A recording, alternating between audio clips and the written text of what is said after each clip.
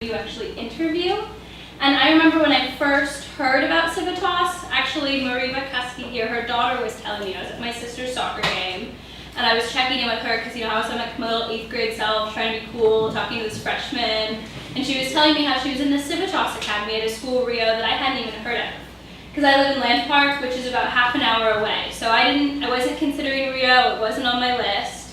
But when her daughter mentioned it to me, I looked into it, and I really liked what I heard about the Civitas Academy. So I came and I interviewed and I did my essays, and I remember walking out and I was like, Mom, one of the questions was about Obama's fiscal policy, and I don't even know what fiscal is, but I think it means money. So I was like explaining to her the things that I wrote, and I hoped that they were correct, and I guess they were because I got in, which was really fun to get that letter in the mail.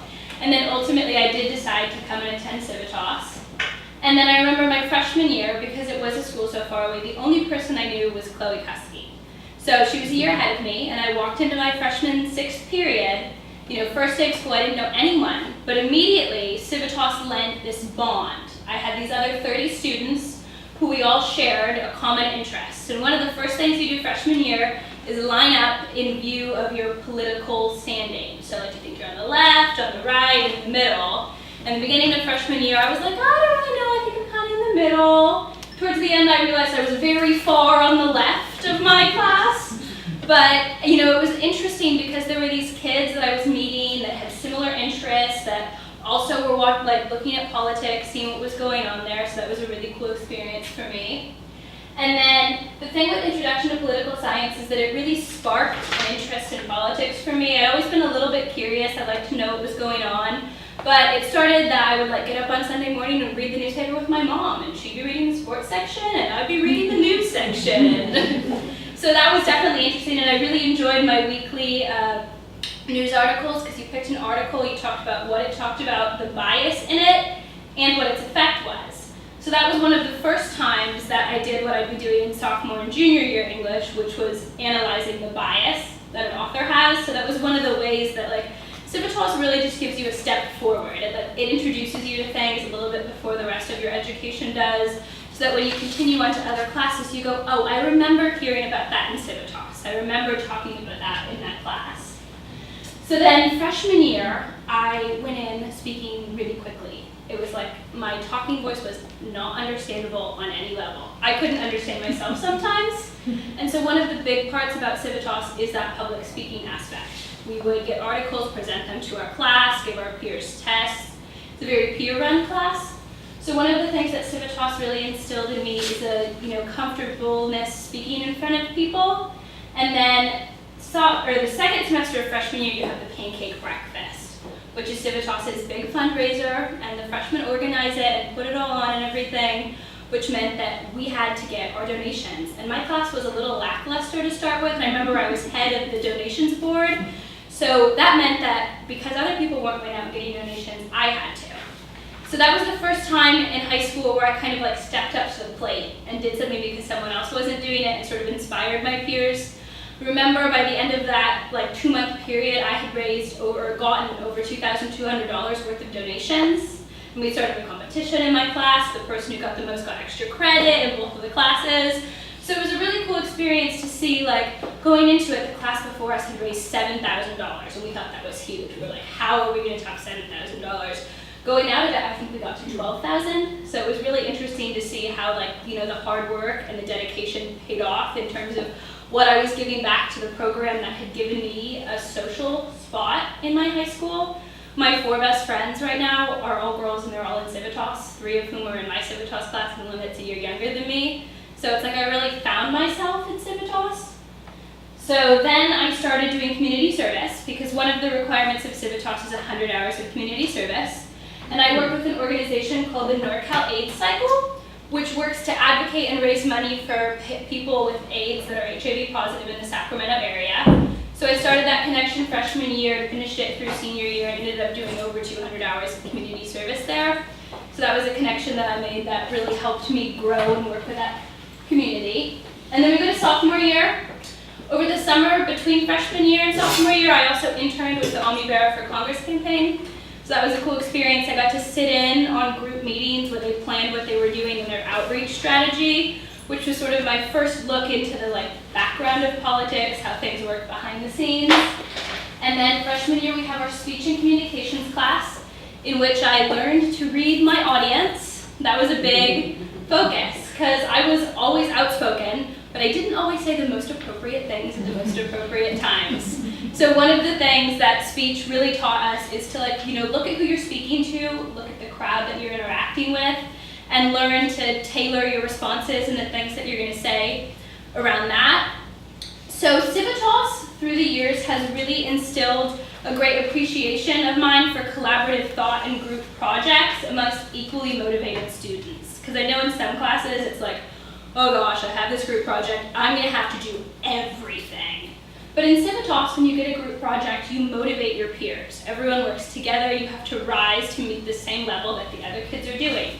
So sophomore year we made documentaries, just like we made documentaries freshman year in our international relations class. And one of the things that class really taught me was compromise.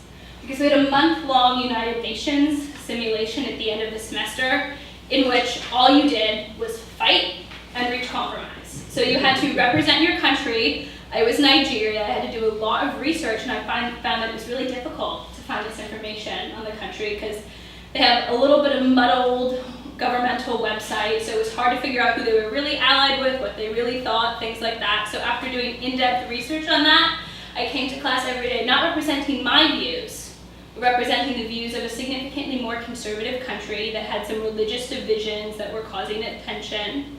So that was really interesting, and it taught me how is my country compromising within itself, and how is it compromising with other countries? Which is something that I think has definitely helped me in other parts of my life when it comes to maybe I want something, but it's not the best thing in the long run. So then I got a scholarship to attend the World Affairs Council with Miss Reed. I was one of the first Civitas recipients of that, so that was really fun. And when I was there, I actually wrote and had an article published in their publication about veterans working in international relations and as peacemakers. So that's a picture on the bottom of the group of students that I attended that conference with. It was a 3-day conference in San Francisco. We spent 2 nights at a hotel. It was really nice. I learned a lot. Fareed Zakaria was the headline speaker. So that was one of those things that I was sitting at tables with adults who were speaking to me respectfully and asking me my opinions. And that was when I realized that Civitas lent me this prestige. It was because of Civitas that I had the ability to sit and have a community discussion breakfast with a famous person in international relations and talk about what I thought about women's rights in the Middle East. Things like that. If it weren't for Civitas, I wouldn't know about women's rights in the Middle East. So that was a really amazing experience for me. And then one of the other things that Civitas helped with was my mock trial. Because I was in Civitas, I saw the freshman year, actually at the beginning, they did a presentation asking Civitas students to join mock trial.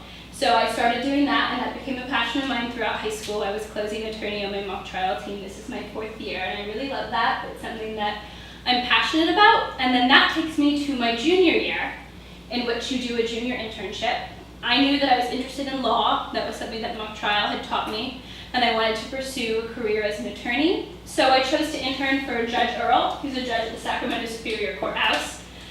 She'd come to our classroom a couple times with School and then presentations on the constitutionality of different laws and things.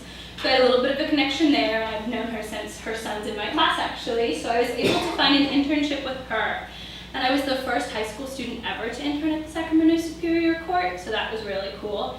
And I was interning amongst sophomore year students at Georgetown and at these really prestigious law schools. And I was sitting in the law library on the 4th floor of the courtroom with them doing research on LexisNexis, which is the program checking citations in briefs, seeing if things are correct, finding relevant cases to the different motions that my judge had to rule on. So that was a really cool experience because I got to learn sort of the ins and outs of the court system. I got to see what Judge Earl did every day. And I got to sit in on her private meetings. I actually got to be a part of a confidential part of a case that didn't end up being released to the defense attorney. So that was really interesting to see how she made that decision. So that helped me a lot. And then the beginning of junior year, we also took the philosophy of political thought, which has shaped my choice of major in college. I've decided that I'm going to major in philosophy because though I know I'm interested in law, I'm not really interested in the politics side of it. So I'm sort of backing away from the, poli-sci aspect, but I've decided that I'm really interested in philosophy and I want to pursue that in combination with law, because I think one of the things that philosophy teaches is really logic and how you prove an argument, because that's one of the things we talk about. If this is the end conclusion, how did you get there? What evidence do you use? Can you trust your evidence? How do you know it's reliable? And where did you start from?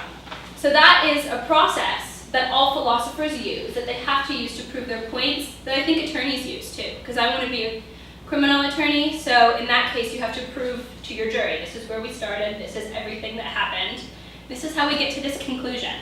So that's something that I definitely want to pursue in college and in my life to continue. And then my junior year we also got a Civic Learning Award from Civitas.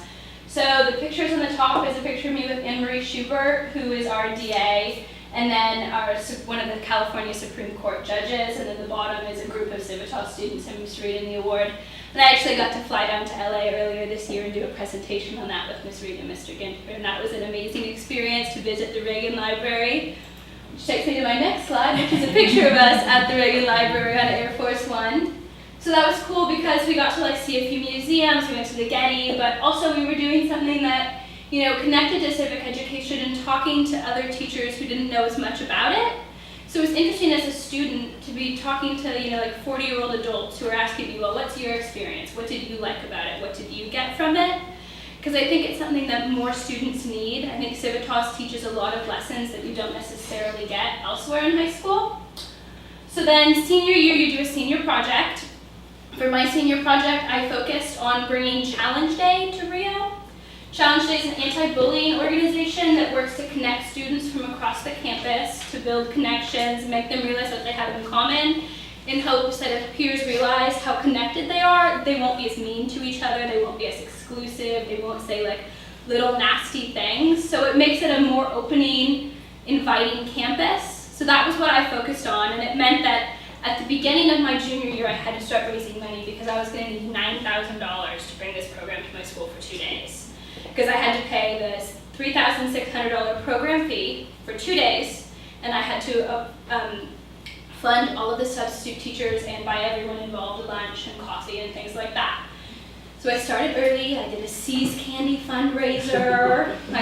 I sold tons of See's Candy. I had tons of my friends selling See's Candy, and then I got about $1,000 from that. So that started my fund. And then I started begging people for money. I went to the site council, I went to the PTSA, I went to student government, I went to numerous Rio-related organizations, and then I actually ended up getting $4,000 from the Measure N money, which helped to target people that are either in minorities or English language learners or with disabilities that are struggling in high school, which is a big part of the people that we want to include in Challenge Day, because they're the people who need a little extra help, who need to know that they are truly included and accepted at our school. And part of what was amazing for me on that is that I had picked the dates of September 15th and 16th because I wanted at the beginning of the year, I wanted to have the biggest impact possible. Those days are exactly a month from when school started, which meant that after 2 weeks of school, I had to ask all their teachers for nominations of students because the teachers recommend students they think will fit well or that need a little extra help, and then I have to sort through with the help of counselors and Miss Reed, try to get students from every aspect of the campus. They want to get someone from every sport, from every club, from every activity, from every friend group, so we get an accurate representation.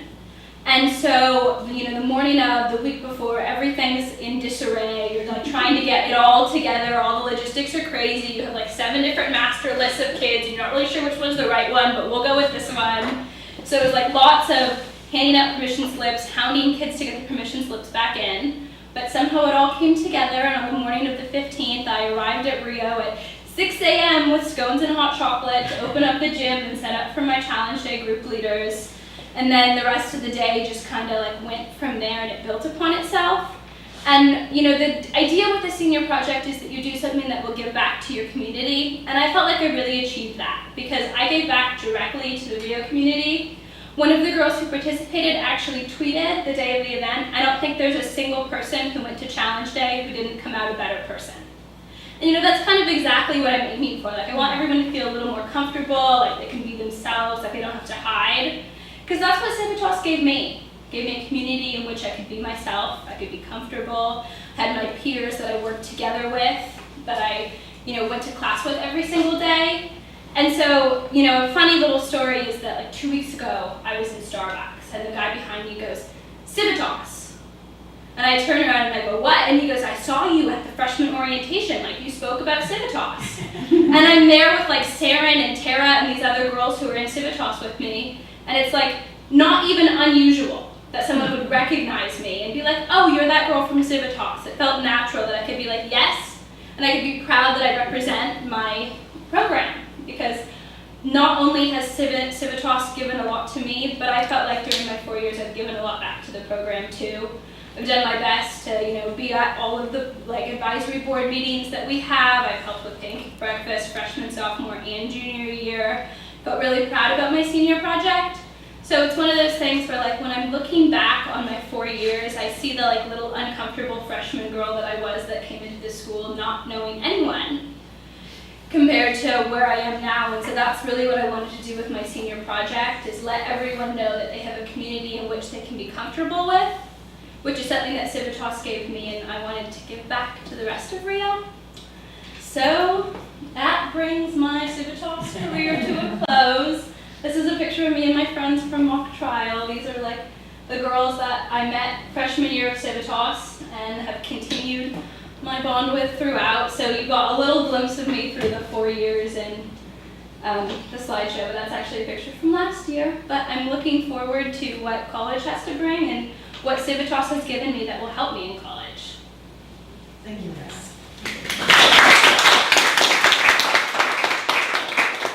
All right, we're open for questions. If anybody has any questions, Brenna?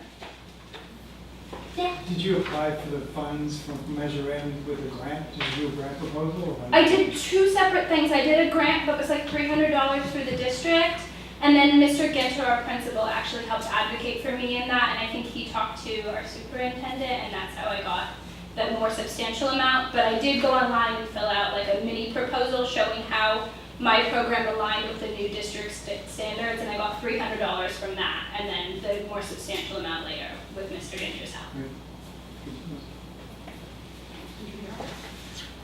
What are you thinking about doing next year? So I'm looking at mostly Pacific Northwest schools, so Portland and Seattle.